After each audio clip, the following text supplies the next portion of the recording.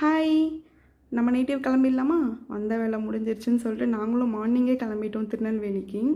போகும்போது அப்படியே என்னுடைய கசின் சிஸ்டரையும் அவளுடைய கம்பெனியில் ட்ராப் பண்ணிடலான்னு சொல்லிட்டு வந்தோம். அவளும் அப்படியே ஆஃபீஸ்க்கு கிளம்பி போயிட்டா.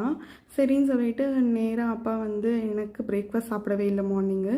சரி நீ பிரேக்ஃபாஸ்ட் சாப்பிடு, நாங்கள் ஒரு டீ குடிச்சிக்கோம் அப்படின்னு சொல்லிட்டு ஒரு இடத்துல வந்து ஸ்டாப் பண்ணியிருந்தோம். அந்த ஹோட்டல் வந்து அபூர்வா அப்படின்னு சொல்லிட்டு ஹைவேஸில் தான். அப்புறம் பாப்பாக்கெல்லாம் இன்னர்லாம் போட்டுட்டு அதுக்கப்புறம் தூக்கிட்டு போனேன் அவளை. அப்புறம் அந்த ஜூட் பேக்கு சம்திங் நிறையா இருந்துச்சு. எனக்கு எல்லாமே பிடிச்சிருந்துச்சி. ஆனால் எல்லாமே காஸ்ட்லி தான். எதுவுமே கம்மியான ரேட்டுக்கு எங்கேயுமே இல்லை. சரி நம்ம என்ன சாப்பிட தானே வந்தோம், வந்த வேலையை பார்ப்போம் அப்படின்னு சொல்லிட்டு நானும் சாப்பிட ஆரம்பிச்சிட்டேன். நல்லா சட்னி சாம்பார்லாம் வச்சு ஒரு கீ ரோஸ்ட்டு தான் சாப்பிட்டேன். சாப்பிட்டு முடித்தோடனே ஒரு கோகோனட் ஷெல் அப்படின்னு சொல்லிட்டு ஒரு கடை இருந்துச்சு. அந்த கடையில் வந்து கோகோனட் ஷெல்லை வச்சு தான் எல்லா திங்ஸுமே பண்ணியிருந்தாங்க. அது எல்லாமே ரொம்பவே ப்ரைஸ் அதிகம் தான். சும்மா எல்லாத்தையும் பார்த்து இது வந்து சிப்பியை வச்சு பண்ணியிருந்தாங்களே இந்த பிளேட் மாதிரி. தென் எல்லாத்தையும் பார்த்துட்டு சரி ஓகே கிளம்பலாம் அப்படின்ட்டு கிளம்பிட்டோம்.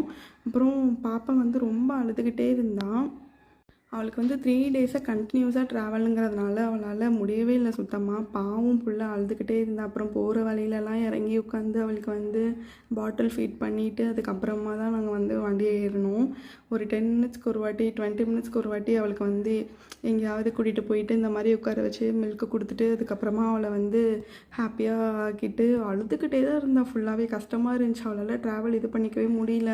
சரின்னு சொல்லிட்டு அங்கேயும் இங்கேயும் மாற்றி மாற்றி அவளை எப்படியாவது வீட்டுக்கு கூட்டிகிட்டு வந்துடணும் அப்படின்னு சொல்லிட்டு இருந்தோம். அப்புறம் ஆஃப்டர்நூன் வந்து சரவண பவன் கோவில்பேட்டைக்கிட்ட தான் வந்து சாப்பிட்டோம் லஞ்சு மீல்ஸு. அதுக்கப்புறமா நான் வந்து எங்கே போனாலுமே ரைஸ் தான் சாப்பிடுவேன். எனக்கு அந்தளவுக்கு மீல்ஸ் பிடிக்காது. சரின்னு சொல்லிட்டு அவங்கெல்லாம் சாப்பிட்டாங்க. நான் பாப்பா வச்சுட்டு பார்த்துக்கிட்டே உட்காந்துட்டு இருந்தேன். நான் எப்படா சாப்பிடுவேன் அப்படின்னு சொல்லிட்டு போகும்போது இளநீர் அல்வாவும் சாப்பிட்டுட்டு வீட்டுக்கு போகிற வழியில் அப்பா ஒரு காஃபி வாங்கி கொடுத்தாங்க. வீட்டுக்கும் வந்துட்டோம்.